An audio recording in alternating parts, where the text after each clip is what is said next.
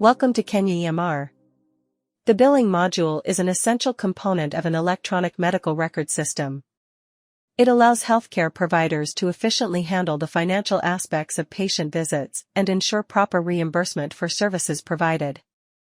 The billing module in KenyaEMR includes features such as creating bills, processing bills, creating custom bills for patients during clinical encounters, managing insurance claims, tracking payment status, generating reports for financial analysis, and integrating with other financial systems. How to create a bill at the point of check-in.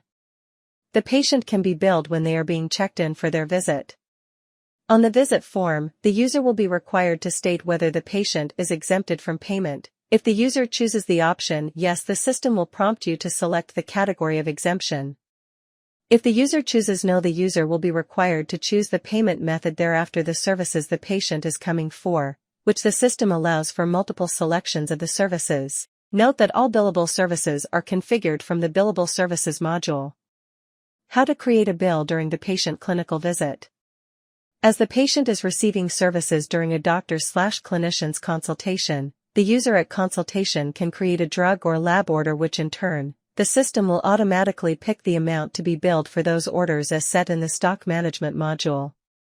The user at consultation can view the bills created on the patient chart under the billing history. In case there are additional services that the user at consultation would like to add and bill the patient, the user can navigate to billing history and click on Launch Bill Form, which will in turn open a side form for adding either an item to be billed from the stock list or the services configured in the billable services. How to process a bill. The user at the billing service point can navigate to the billing module. The user can navigate to the billing page where they will be provided with a list of all the bills.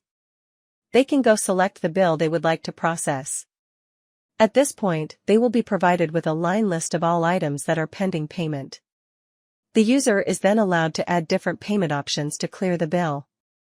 We can pay using cash, mobile money, and insurance. Once the bill is paid, we are able to print the receipt.